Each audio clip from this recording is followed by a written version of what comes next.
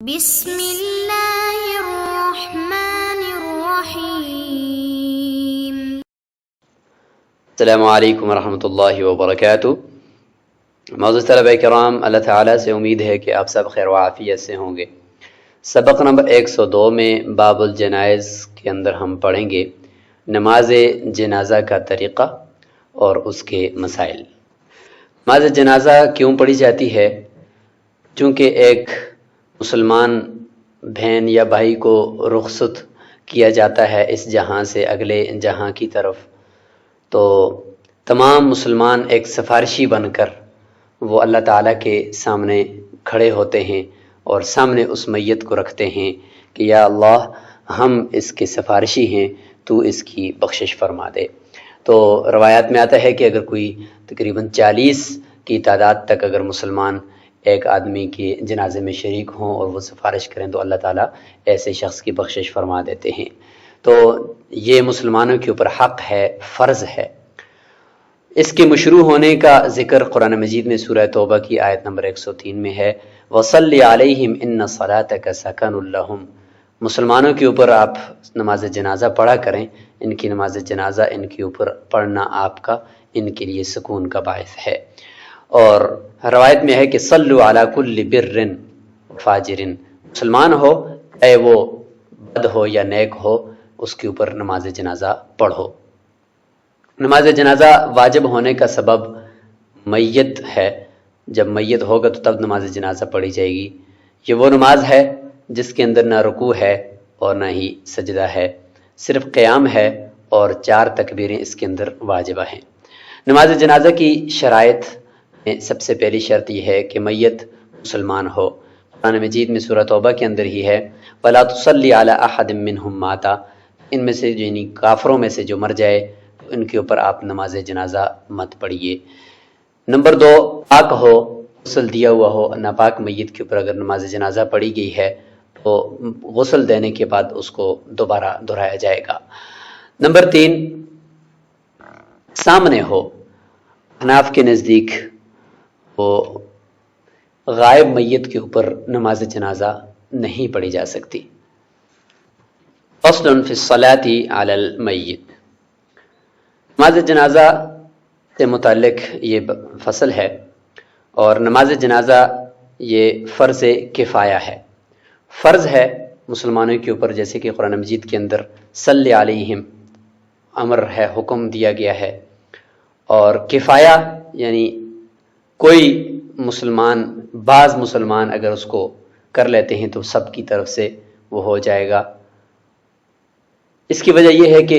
اگر تمام مسلمانوں کے اوپر ایک میت کا جنازہ فرض قرار دیا جائے تو یہ بہت بڑا حرج ہوگا کہ ایک جگہ پہ تمام مسلمان ایک جنازے کے لیے جمع ہوں، اور دن میں کئی جنازے ہوتے ہیں تو تمام مسلمانوں کے اوپر سے پھر یہ فرض کیسے پورا ہوگا؟ تو اس لیے حرج کی وجہ سے اگر گاؤں کے بھی اگر بعض مسلمان اس میں حاضر ہو جاتے ہیں تو ان گاؤں والوں سے بھی وہ فرض ساقط ہو جاتا ہے۔ نماز جنازہ کی امامت کون کروائے؟ سب سے پہلے اس مسئلے کو دیکھتے ہیں۔ اس میں سب سے افضل یہی ہے، یا سب سے پہلا حق وہ سلطان کو ہے، حاکم وقت کو ہے اگر وہ حاضر ہو۔ اگر نہیں ہے پھر قاضی اس علاقے کا، اس کو یہ حق ہے کہ وہ نماز جنازہ پڑھائے۔ اگر وہ بھی نہیں ہے تو پھر اس محلے کا امام، اس گاؤں کا امام وہ نماز جنازہ پڑھائے۔ جامع مسجد کا امام ہو پھر ٹھیک ہے، نہیں ہے تو پھر محلے کا امام۔ وہ نہیں ہے تو پھر ولی میں سے کوئی ایک وہ نماز جنازہ پڑھائے۔ وَأَوْلَى النَّاسِ بِالصَّلَاةِ عَلَى الْمَيِّتِ السُّلْطَانُ إِنْ حَضَرَ، سب سے پہلا مقدم نماز جنازہ میت کے اوپر پڑھنے کے لیے وہ بادشاہ ہے اگر وہ موجود ہو۔ أَنَّ فِي التَّقَدُّمِ عَلَيْهِ ازْدِرَاءٌ بِهِ، کیونکہ امام سے آگے بڑھنے کے اندر امام کے حق میں خفت ہے، امام کی حق تلفی ہوتی ہے، اس لیے اگر وہ موجود ہے تو وہی آگے ہوگا۔ فَإِن لَمْ يَحْضُرْ، اگر وہ موجود نہیں ہے، فالقاضی، پھر جو وہاں کا قاضی ہے اس کو حق ہے کہ وہ نماز جنازہ پڑھائے، لِأَنَّهُ صاحب ولایت، کیونکہ وہ صاحب ولایت ہے، اختیار ہے اس کو اس علاقے کا۔ فَإِن لَمْ يَحْضُرْ، اگر وہ موجود نہیں ہے، يُسْتَحَبُّ تَقْدِيمُ إِمَامِ الْحَيِّ پھر جو وہاں گاؤں کا محلے کا امام ہے اس کو آگے کرنا مستحب ہے، لأنہ رضیہ فی حال حیاتہ، اس لیے کہ میت اپنی زندگی کے اندر اس کو امام بنانے پر راضی تھا، لہذا اپنی موت کے بعد بھی اس کو نماز جنازہ پڑھانے پر وہ راضی ہی ہوگا۔ ثم قال، فرمایا کہ ثم الولی، اگر امام موجود نہیں ہے تو پھر ولی میں سے کوئی ایک نماز جنازہ پڑھائے۔ اچھا، ولی اگر سب نماز جنازہ پڑھانے کے قابل ہیں، مثلا بیٹا ہے یا باپ ہے یا بھائی ہیں یا چچے ہیں، تو ان کے اندر بھی ترتیب ہے، جس طرح نکاح پڑھانے کے اندر نکاح کا اختیار نکاح کرانے کے اندر جو ترتیب ہے کہ اگر کوئی عورت ہے پہلے اس نے شادی کی تو پھر اس کا بیٹا اس کا ولی ہے، اگر وہ نہیں ہے تو پھر باپ ہے، وہ نہیں ہے تو پھر اس کا بھائی ہے یا چچا ہے، اس طریقے سے جو ترتیب ہے اعلیٰ ترتیب المذکور فی النکاح، نکاح کے اندر جو مذکورہ ترتیب ہے اسی طریقے سے اولیاء پھر ان کو نماز جنازہ پڑھانے کا اختیار ہوگا۔ فَإِن صَلَّى غَيْرُ الْوَلِيِّ أَوِ السُّلْطَانِ، اگر ولی کے علاوہ یا بادشاہ کے علاوہ کسی نے نماز جنازہ پڑھا دیا اور یہ موجود تھے اس کے باوجود پڑھا دیا، اعاد الولی، جو ولی کو اختیار ہے کہ وہ نماز جنازہ کو لوٹائے دہرائے اگر وہ لوٹانا چاہتا ہے، یعنی ان شاء، اگر وہ چاہتا ہے۔ اولیاء کی ترتیب جو ذکر کی، اس میں باپ کو مستثنا کیا گیا ہے کہ اگر بیٹا بھی موجود ہے اور باپ بھی موجود ہے تو اس صورت میں بیٹے کے اوپر باپ کو ترجیح دی جائے گی کہ باپ ہی وہ نماز جنازہ پڑھائے۔ لما ذکرنا ان الحق للاولیاء، جیسے ہم نے ذکر کیا کہ اصل حق تو اولیاء کا ہے نماز جنازہ پڑھانے کا، لیکن بادشاہ کو ہم نے آگے اس لیے کیا تھا کہ اگر اس سے آگے ہوں گے تو اس کی حق تلفی ہوگی۔ وَإِن صَلَّى الْوَلِيُّ،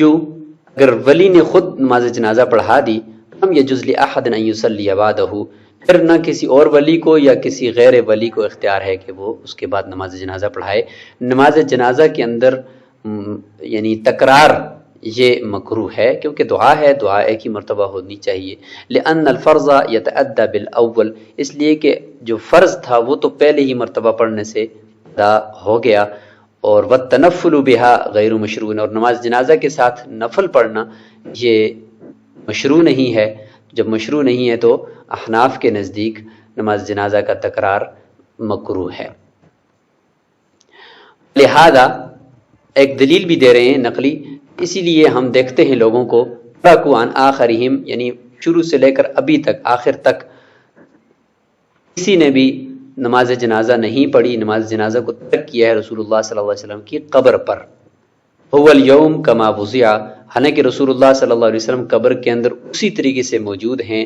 ہمارا عقیدہ ہے جس طریقے سے ان کو دفن کیا گیا تھا، کیونکہ انبیاء کے جسموں کو مٹی نہیں کھاتی۔ اگر نماز جنازہ کا تکرار مشروع ہوتا تو رسول اللہ صلی اللہ علیہ وسلم کی قبر مبارک پر آج دن تک مسلمان جو جاتے وہاں نماز جنازہ پڑھتے، لیکن کوئی نہیں پڑھتا، اور رسول اللہ صلی اللہ علیہ وسلم موجود بھی ہیں قبر کے اندر، لیکن پھر بھی کوئی نہیں پڑھتا۔ امام شافعی رحمہ اللہ فرماتے ہیں کہ نماز جنازہ کو اگر 2-3 مرتبہ پڑھا جائے تو اس میں کوئی حرج نہیں ہے۔ وہ دلیل دیتے ہیں کہ رسول اللہ صلی اللہ علیہ وسلم کی نماز جنازہ جب پڑھی جا رہی تھی تو صحابہ کرام بار بار جماعتوں میں آتے تھے،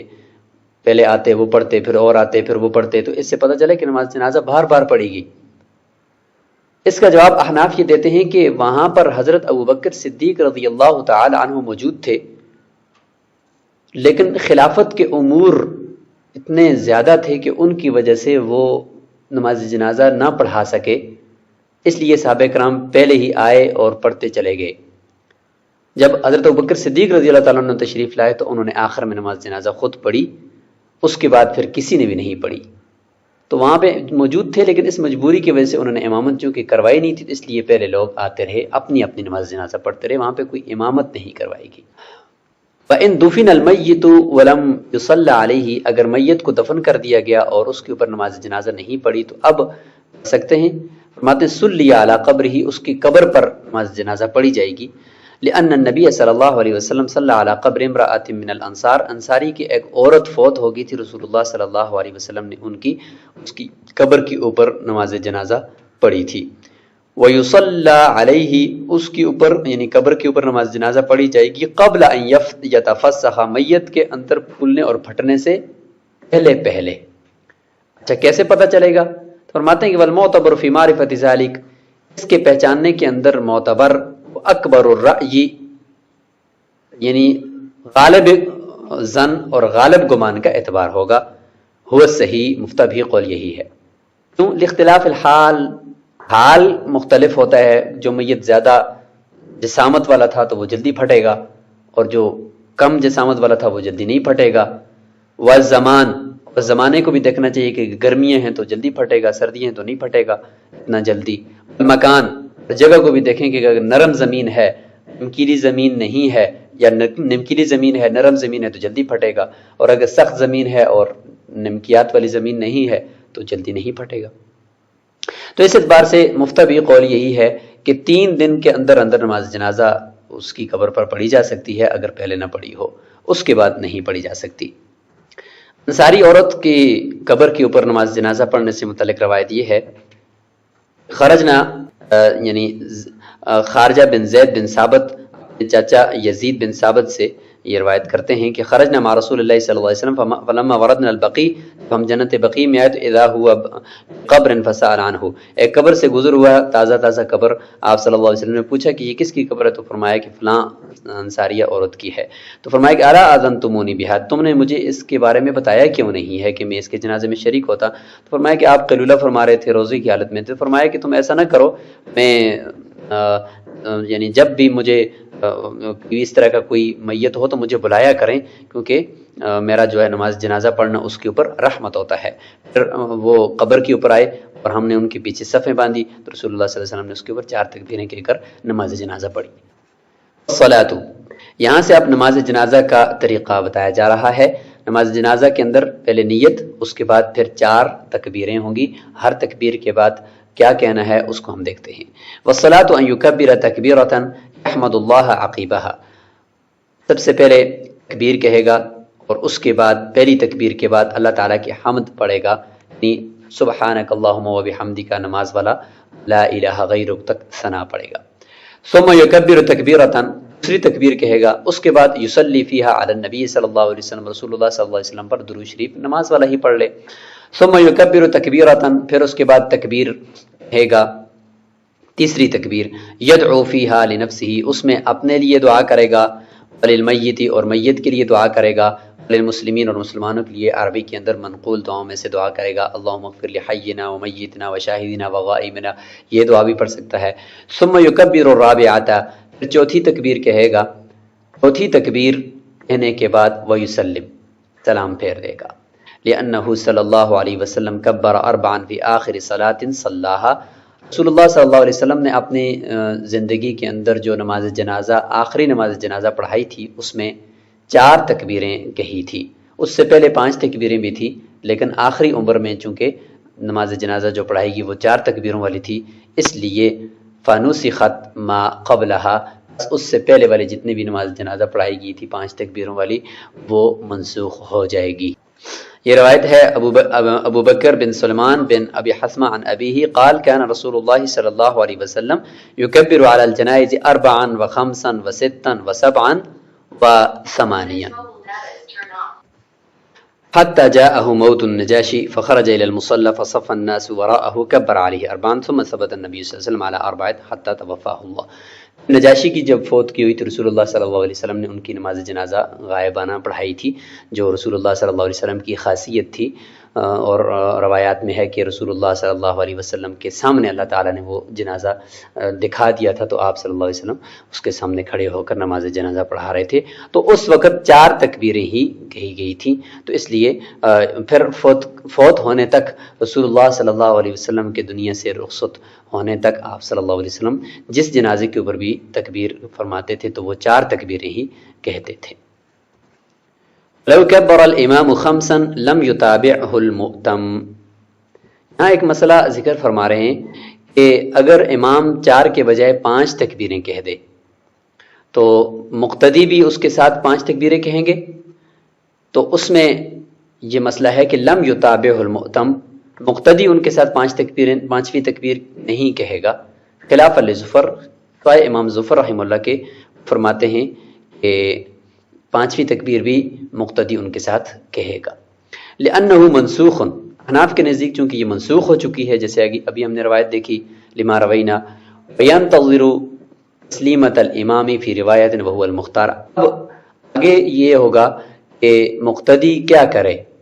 کیا وہ فوراً سلام پھیر دے 4 تکبیریں مکمل ہونے کے بعد، یا امام کا انتظار کرے کہ امام 5ویں تکبیر کہے اور اس کے بعد جب سلام پھیرے تو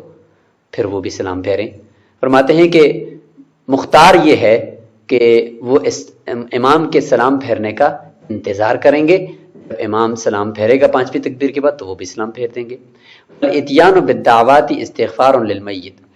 دعائیں پڑھنی ہیں جنازہ کے اندر 3 تکبیر کے بعد، وہ میت کے لیے استغفار ہوتا ہے، میت کے لیے بخشش کی دعا ہوتی ہے. اس کے لیے چونکہ وہ آخری تکبیر 3 تکبیر کے بعد ہم پڑھتے ہیں تو اس سے پہلے دعا کا اصول اور ضابطہ یہ ہے کہ دعا سے پہلے اللہ تعالیٰ کی حمد و ثنا کی جائے اور درود شریف رسول اللہ صلی اللہ علیہ وسلم پر بھیجا جائے. تو اس لیے پہلی تکبیر کے بعد ثنا، دوسری کے بعد درود شریف، تیسری کے بعد پھر دعا. بدایت بالثناء ثم بالصلاۃ سنت الدعاء، لہذا ثنا کے ساتھ ابتدا کرنا، پھر اس کے بعد درود شریف، یہ دعا کی سنتوں میں سے ہے. ولا یستغفر للصبی، امام جو ہے وہ بچے کی نماز جنازہ پڑھاتے ہوئے اس کے لیے استغفار نہیں کرے گا، ولیکن یقول، اس کی جو 3 تکبیر ہے اس کے بعد کیا کہے گا، تو فرماتے ہیں یہ کہے گا اللہم اجعلہ لنا فرطا، اے اللہ اس بچے کو ہمارے لیے فرط بنا دے. فرط کہتے ہیں کہ جو آگے اس کو بھیجا جائے اور آگے جا کر وہ قافلے کا کے لیے انتظام کرے. تو یہ بچہ بھی چونکہ آخرت کے اندر ہمارے لیے ایک ذخیرہ آخرت بننے جا رہا ہے، تو اس کو ہمارے لیے ذخیرہ آخرت بنا دے. وَاجْعَلْهُ لَنَا أَجْرًا وَذُخْرًا، اور اس کو ہمارے لیے اجر بنا دے اور ذخیرہ آخرت بنا دے. وَاجْعَلْهُ لَنَا شَافِعًا وَمُشَفَّعًا، اور اس کو ہمارے لیے شفاعت کرنے والا اور ایسا بنا دے کہ جس کی شفاعت کو قبول کیا جائے. وَلَوْ كَبَّرَ الْإِمَامُ تَكْبِيرَةً أَوْ تَكْبِيرَتَيْنِ، امام اگر 1 تکبیر یا 2 تکبیریں کہہ چکا تھا، لا یکبر الآتی حتی یکبر اخرى بعد حضورہ، اس کے بعد کوئی شخص آیا ہے 1 تکبیر یا 2 تکبیر کہنے کے بعد کوئی نماز جنازہ میں شریک ہو رہا ہے، تو وہ آتے ہی فوری طور پر تکبیر کہہ کر نماز میں کھڑا ہو جائے، یا اگلی تکبیر کا انتظار کرے کہ جب امام اگلی تکبیر کہے گا تو میں اس کے ساتھ تکبیر کہوں گا. تو متن کے اندر صاحب قدوری فرماتے ہیں کہ ابھی تک وہ تکبیر نہ کہے یہاں تک کہ امام 3 یا 2 تکبیر کہے، اس کے بعد یعنی اس کے حاضر ہونے کے بعد جب امام تکبیر کہے گا تو اس تکبیر میں وہ امام کے ساتھ نماز جنازہ میں شریک ہوگا، آتے ہی فوری طور پر شریک نہیں ہوگا طرفین کے نزدیک. امام ابو یوسف رحمہ اللہ فرماتے ہیں یکبر حین یحضر، آتے ہی فوری طور پر وہ تکبیر کہے کر امام کے ساتھ کھڑا ہو جائے گا. لأن الاولی للافتتاح، اس لیے کہ پہلی تکبیر وہ نماز کو شروع کرنے کے لیے ہوتی ہے، جس طرح تکبیر تحریمہ ہوتی ہے افتتاح کے لیے ہوتی ہے. والمسبوق یاتی بہ، مسبوق جو آتا ہے باہر سے جس طرح نماز کے اندر آتا ہے، آتے ہی وہ فوری طور پر تکبیر کہتا ہے، تو اس نے بھی کہنی ہوگی. اس کے بعد جو چھوٹی ہوئی تکبیریں تو وہ اس کے بعد کہے گا. لہما فین فرماتے ہیں ان کل تکبیرۃ قائمۃ مقام الرکعہ، ہر تکبیر وہ ایک رکعت ہے. جب ہر تکبیر ایک رکعت ہے تو والمسبوق لا یبتدئ بما فاتہ، مسبوق وہ فوت شدہ رکعت سے ابتدا تو نہیں کرتا، جو اس سے رکعت فوت ہوگی تو پہلے وہ فوت شدہ رکعت پڑھے اور اس کے بعد پھر امام کے ساتھ شریک ہو، ایسا تو نہیں کرتا. جب ایسا نہیں کرتا تو یہاں پر بھی جب اس سے تکبیر فوت ہو چکی ہے تو وہ اس فوت شدہ تکبیر کو واپس نہیں لٹائے گا، بلکہ وہ انتظار کرے گا اگلی تکبیر میں، یعنی اگلی تکبیر چونکہ وہ بھی ایک مستقل رکعت ہے نماز جنازہ میں، تو اس کے ساتھ وہ آ کر شریک ہوگا. پچھلی جو چھوٹی ہوئی ہے اس کو بعد میں پڑھے گا رکعت کی طرح. ہوا منسوخ، اس لیے کہ مقتدی جو مسبوق ہو وہ پہلے اس طرح تھا کہ وہ آ کر پہلے اپنی چھوٹی ہوئی رکعت پڑھتا تھا، اس کے بعد وہ امام کے ساتھ شریک ہوتا تھا، تو وہ پھر بعد میں منسوخ ہو گیا. تو اس لیے چونکہ اب وہ منسوخ ہے تو اب وہ چھوٹی ہوئی رکعت وہ بعد میں پڑھتا ہے، تو یہاں پر بھی وہ نماز جنازہ کے اندر چھوٹی ہوئی تکبیرات بمنزل رکعات کے وہ بھی بعد میں ادا کرے گا. یہ وہ روایت کی نماز کے اندر پہلے اس طرح ہوتا تھا کہ کبھی ایسا ہوتا تھا کہ مسبوق آ کر پہلے وہ پوچھتا تھا دوسرے سے، اور نماز کے اندر کلام بھی جائز ہوتا تھا. تو کتنی رکعت ہوگی، وہ بتاتا تھا کتنی رکعت ہوگی، پھر وہ مسبوق پہلے ان رکعت کو پڑھتا تھا اور اس کے بعد پھر وہ امام کے ساتھ شریک ہوتا تھا۔ تو پھر حضرت معاذ رضی اللہ تعالیٰ عنہ نے اس طرح کیا ایک دفعہ کہ انہوں نے پہلے نماز کے اندر شرکت کی، جو چھوٹی ہوئی رکعت تھی ان کو پھر بعد میں پڑھا۔ تو رسول اللہ صلی اللہ علیہ وسلم نے فرمایا کہ ان معاذا قد سن لکم سنتا کذلک فافعلوا، تم بھی اسی طریقے سے کرو کہ ایک معاذ نے ایک اچھا طریقہ تمہارے لیے اختیار کیا ہے۔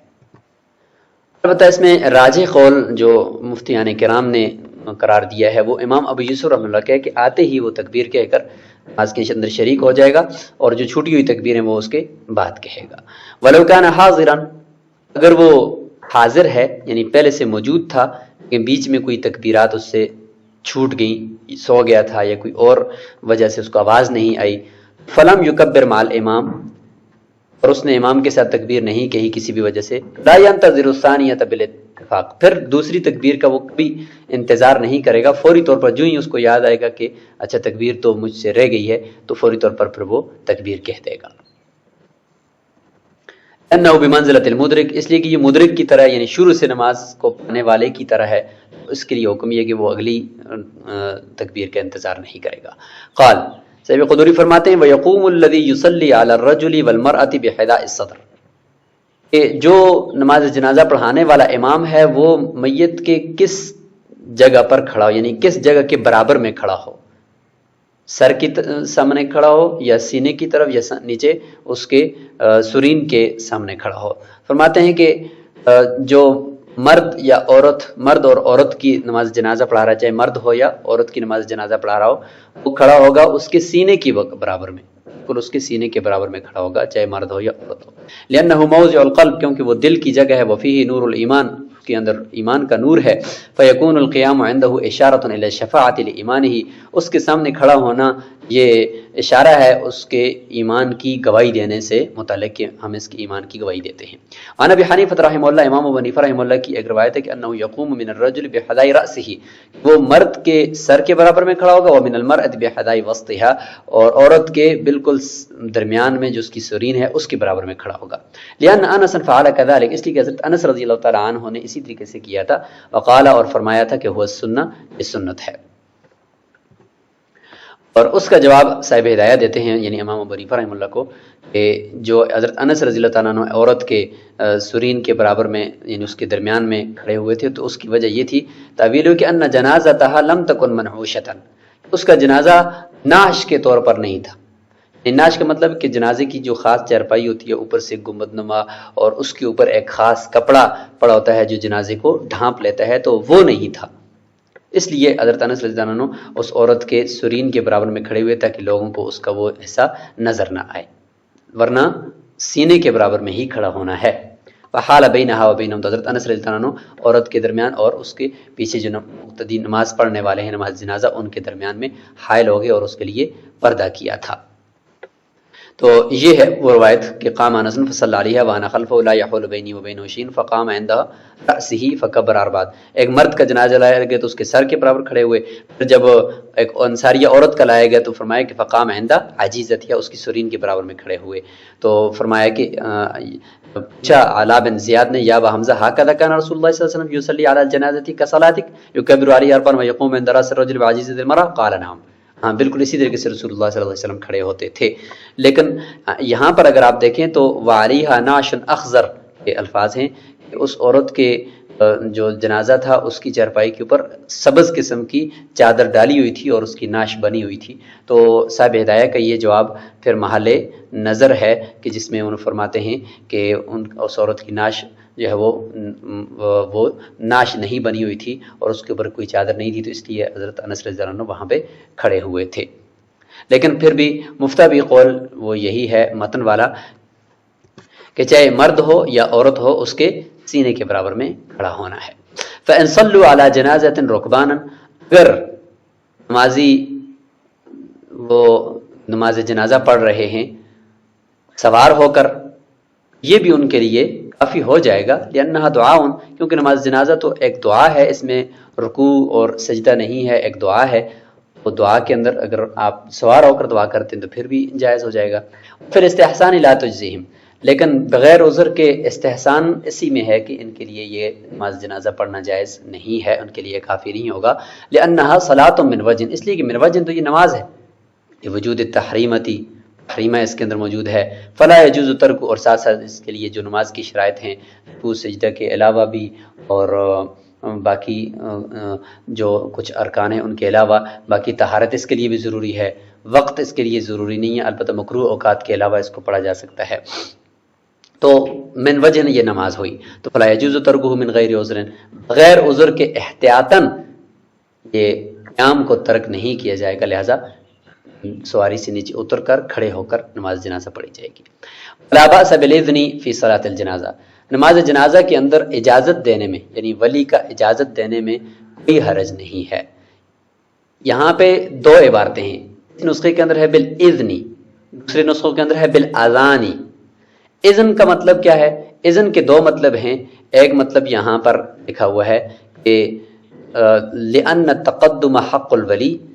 یعنی نماز جنازہ پڑھانے کے لیے اجازت دینا کسی ولی کا کسی شخص کو کہ تم پڑھاؤ، یہ جائز ہے، اس میں کوئی حرج نہیں ہے، یہ ایک مطلب ہے، لأن تقدم حق الولی، اس لیے کہ آگے ہونا یہ ولی کا حق ہے نماز جنازہ پڑھانے کے لیے، فیملک ابطالہ، وہ اپنے حق کو باطل کر سکتا ہے بتقدیم غیرہ، کسی اور کو آگے کرنے کے ساتھ۔ اور دوسرا مطلب بالاذن کا یہ ہے کہ ولی کا نماز جنازہ کے بعد لوگوں کو اجازت دینا کہ وہ اپنے گھروں کو چلے جائیں، یہ جائز ہے۔ پہلے تو ان کا جانا بغیر نماز جنازہ کے درست نہیں تھا، ولی کا اجازت دینا بھی درست نہیں تھا، لیکن اس کے بعد دینا درست ہے کہ لوگ اپنے اپنے گھروں کو چلے جائیں۔ اور دوسرا نسخہ ہے لا بأس بالاذان، اذان کا مطلب اعلام، بتانا لوگوں کو، اعلان کرنا نماز جنازہ فلاں کا فلاں وقت میں ہے، جیسے کہ اسپیکروں پر بھی اعلان ہوتے ہیں، وہ یعلم بعضهم بعضا، بعض کو بتائے، اعلان کرے کہ فلاں جگہ پہ نماز جنازہ ہے، سب نے اس میں شریک ہونا ہے، چونکہ فرض کفایہ ہے اور ثواب کا کام ہے، لیقضوا حقہ، تاکہ وہ اس میت کے اس حق کو ادا کر دے۔ ولا یصلی علی میت فی مسجد جماعت کی نماز جس مسجد کے اندر ہو رہی ہے، ظاہر مسجد کے اندر نماز جماعت کے ساتھ ہوتی ہے، اس مسجد کے اندر نماز جنازہ نہیں پڑھی جائے گی، لقول النبی صلی اللہ علیہ وسلم من صلی علی جنازۃ فی المسجد فلا اجر لہ، کسی نے اگر نماز جنازہ پڑھ لی مسجد کے اندر تو اس کے لیے کسی قسم کا کوئی اجر نہیں ہوگا۔ یہ روایت ہے حضرت امام ابو داؤد رضی اللہ رحمہ اللہ نے امام ابو ہریرہ رضی اللہ عنہ سے روایت کیا ہے۔ تو اس کا مطلب یہ ہے کہ اجر نہیں ہوگا اور ثواب نہیں ملے گا، اور اگرچہ نماز جنازہ ہو جائے گی۔ اگلی دلیل بھی دے رہے ہیں کہ وَلِأَنَّهُ بُنِيَ لِأَدَاءِ الْمَكْتُوبَاتِ، مسجد جو ہوتی ہے وہ فرض نمازوں کے ادا کرنے کے لیے بنائی جاتی ہے، نماز جنازہ کے لیے نہیں بنائی جاتی۔ وَلِأَنَّهُ يُحْتَمْلُ تَلْوِيثُ الْمَسْجِدِ، اور مسجد کے گندہ ہونے کی بھی احتمال ہے، اگر میت سے کچھ چیز نکل جائے، خون ٹپک جائے زخمی میت سے، یا لوگوں کا ازدحام ہونے کی وجہ سے مسجد گندی ہو جائے، تو یہ بھی احتمال ہے، اس لیے مسجد کے اندر نماز جنازہ نہیں پڑھی جا سکتی۔ وفیما اذا كان المیت خارج المسجد، اگر یہ صورت ہو کہ میت مسجد سے باہر ہو اور نمازی اندر ہوں، یا مسجد کے اندر میت ہو اور نمازی باہر ہوں، اس میں مشائخ کا اختلاف ہے۔ یہاں پر جو اگر میت باہر کسی جگہ پہ چبوترے میں ہو تو شدید مجبوری کی وجہ سے اور بالکل جگہ نہیں ہے، تو مسجد سے باہر اگر رکھا ہوا ہو میت اور کچھ صفیں نماز پڑھنے والوں کی وہ مسجد کے اندر آ جائیں تو اس کی گنجائش دی گئی ہے۔ ومن استحل بعد الولادتی، اگر کوئی بچہ ایسا ہے کہ ولادت کے بعد اس نے استحلال کیا ہے، یعنی کچھ آواز نکالی ہے یا کچھ کان یا اعضاء کو حرکت دی ہے، تو اس کو کہتے ہیں استحلال، تو اس کا مطلب ہے کہ یہ زندہ ہو کر پھر مرا ہے۔ سمیہ، اس کا نام بھی رکھا جائے، غسلہ، غسل بھی دیا جائے، صلی علیہ، اس کے پر نماز جنازہ پڑھی جائے، کیونکہ یہ نفس ایک نفس تھا جو نے زندہ ہو کر پھر اس کے بعد وہ فوت ہوا ہے، لقول علیہ السلام اذا استحل المولود صلی علیہ وان لم یستحل لم یصلی علیہ، اگر استحلال کر دے یعنی اس کے زندہ ہونے کے کچھ نہ کچھ آثار پائے جائیں تو اس پر نماز جنازہ پڑھی جائے گی، اگر نہ پائے جائیں تو پھر نہیں پڑھی جائے گی۔ حضرت عبداللہ بن عباس رضی اللہ عنہ نے اس کو روایت کیا اذا استحل الصبی صلی علیہ وورث، اور دوسری الطفل لا یصلی علیہ ولا یرث ولا یورث حتی یستحل۔ وَلِأَنَّ الْإِسْتِحْلَالَ دَلَالَةُ الْحَيَاةِ، اور دوسرا یہ کہ استحلال یہ زندہ ہونے کی دلیل ہے، فَتَحَقَّقَ فِي حَقِّهِ سُنَّةُ الْمَوْتَى، بس ثابت ہو جائے گا اس بچے کے حق میں مردوں کی سنتیں یعنی مردوں کے ساتھ جو بھی طریقہ کیا جاتا ہے وہ ساری سنتیں اس کے لیے بھی ثابت ہو جائیں گی۔ ومن لم یستحل ادرج فی خرقۃ، اور کسی بچے نے اگر کچھ بھی حرکت یا زندہ ہونے کے آثار نہیں پائے گئے، آواز بھی نہیں نکالی، تو اس کو ایک کپڑے کے اندر لپیٹا جائے گا، کرامت لبنی آدم، کیونکہ بنی آدم ہے تو اس کی کرامت ہے، اور ولم یصلی علیہ، اس کے اوپر نماز جنازہ نہیں پڑھی جائے کیونکہ اب یہ ماں کا ایک جز ہے، ایک ٹکڑا ہے، تو جس طرح ماں زندہ ہے تو لہٰذا اس ٹکڑے کے اوپر بھی نماز جنازہ نہیں پڑھی جائے گی، لما روینا۔ ویغسل، اور اس کو غسل دے گا، ویغسل، اور اس کو غسل دیا جائے گا، غیر ظاہر روایتی ظاہر من الروایہ، غیر ظاہر روایہ کا ایک قول ہے کہ جس میں غسل دیا جائے گا، لأنه نفس من وجہ، من وجہ تو نفس ہے کہ اس کے اعضاء بنے ہوئے ہیں، سب کچھ بنا ہوا ہے، تو اس وجہ سے غسل دیا جائے گا، اور من وجہ یہ ماں کا جز ہے تو نماز جنازہ نہیں پڑھی جائے گی۔ اذا سبیا صبی مع احد ابویہ ومات، اگر کوئی بچہ کفار کا وہ ماں باپ کے ساتھ یا صرف ماں یا صرف باپ کے ساتھ قید ہوا ہے اور وہ مر گیا ہے، اس کے اوپر نماز جنازہ نہیں پڑھی جائے گی، لأنہ تبع لہما، کیونکہ وہ ماں باپ کے تابع تھا، تو ہے کہ ماں باپ کو کافر ہیں تو اس بچے کے اوپر بھی نماز جنازہ نہیں پڑھی جائے گی۔ الا ان یقر بالاسلام وهو یعقل، الا یہ کہ بچہ اگر 10-12 سال کا ہو اور وہ عقل مند بھی ہو اور وہ اگر اسلام کا اقرار کر لیتا ہے تو اس کی پھر نماز جنازہ پڑھی جائے گی، لأنه صح اسلامه استحسانا، اس لیے کہ استحسانا اس کا اسلام ہم درست قرار دے دیں گے اور اس کے اوپر نماز جنازہ پڑھیں گے۔ او یسلم احد ابویہ، یہ کہ ان کے والدین میں سے کوئی ایک اسلام لے آئے، پھر بچہ خیر الابوین کے تابع ہو کر اس بچے کے اوپر نماز جنازہ پڑھی جائے گی، لأنه یتبع خیر الابوین، دین کے اعتبار سے بچہ اپنے والدین میں سے جو اچھے دین پر ہو اور بہتر دین پر ہو اس کے تابع ہوتا ہے۔ وَلَمْ يُسْبَ مَعَهُ أَحَدُ أَبَوَيْهِ، اگر اس بچے کے ساتھ کوئی بھی والدین اس کے ایک بھی قید نہیں کیے گئے، اکیلا بچہ ہی قید ہوا ہے، تو صلی علیہ، تو پھر اس بچے کے اوپر نماز جنازہ پڑھی جائے گی، لأنه ظہرت طبعیت الدار، کیونکہ یہاں پر پھر اس بچے کو دار کے تابع کر دیں گے اور اس کی طبعیت ظاہر ہو جائے گی، یعنی یہ دارالاسلام کے تابع ہو کر ہم اس کو نماز جنازہ اس کے اوپر پڑھیں گے۔ فحکم بالاسلامی کما فی اللقیط، کیونکہ بچہ ہے اور بچہ تو فطرت اسلام پر ہی پیدا ہوتا ہے، تو ہم اس کو الاسلام کی وجہ سے اس کو ہم اسلام کا حکم اس پر لگائیں گے، جس طریقے سے بچہ گرا پڑا بچہ لقیط ملتا ہے تو اس کے اوپر اسلام کا ہی حکم لگاتے ہیں۔ وَإِذَا مَاتَ الْكَافِرُ، اگر کافر مر جائے، وَلَهُ وَلِيٌّ مسلم، اور اس کا اگر مسلمان ولی موجود ہو، فَإِنَّهُ يَغْسِلُهُ وَيُكَفِّنُهُ وَيُدْفِنُهُ، تو اس کا جو مسلمان ولی ہے وہ اس کو غسل بھی دے گا، کفن بھی دے گا اور اس کو دفن کر دے گا، نماز جنازہ نہیں پڑھے گا۔ ذلك عمر علی رضی اللہ عنہ فی حق ابیہ ابی طالب، حضرت ابو طالب جب فوت ہوئے تو حضرت علی رضی اللہ تعالیٰ عنہ کو ہی اس کا حکم دیا گیا تھا کہ آپ اپنے والد، چونکہ وہ اسلام پر فوت نہیں ہوئے تھے، اس کا حکم دیا تھا۔ لیکن یغسل غسل الثوب النجس، ناپاک کپڑے کو جس طریقے سے دھو کر چھوڑ دیتے ہیں، پاک کرنے کی طرح 3 مرتبہ نہیں دھوتے، بس ایک ہی مرتبہ نجاست کو اس سے دور کرتے ہیں اور وہ پاک نہیں ہوتا اس سے کپڑا، اسی طریقے سے اس جسم کو بھی دھو دیا جائے گا، چونکہ ناپاک ہے، کفر ہے، تو اس لیے اس طریقے سے اس کو دھو دیا جائے گا۔ وہ یلف فی خرقۃ، اس کو سنت کفن کے اندر نہیں لپیٹا جائے گا بلکہ ایک کپڑے کے اندر، ایک ٹکڑے کے اندر لپیٹا جائے گا۔ وتحفر حفیرۃ، اور اس کے لیے ایک گڑھا کھودا جائے گا، وہ قبر لحد یا بغلی قبر یا شقی قبر نہیں کھودی جائے گی۔ من غیر مراعات سنت التکفین واللحد، سنت کفن اور لحد جو سنت قبر ہے اس کے مطابق اس کو نہیں دفنایا جائے گا، اس کی رعایت نہیں رکھی جائے گی۔ ولا یوضع فیہ، اور اس کے اندر رکھا نہیں جائے گا، بل یلقى، اوپر سے نیچے پھینکا جائے گا، چونکہ یہ کفر پر مرا ہے۔ تو اسی کے ساتھ نماز جنازہ کے احکامات اپنے اختتام کو پہنچے۔ انشاءاللہ اگلے سبق کے اندر ہم کچھ متفرق جدید مسائل کو لے کر حاضر ہوں گے۔ السلام علیکم ورحمۃ اللہ وبرکاتہ۔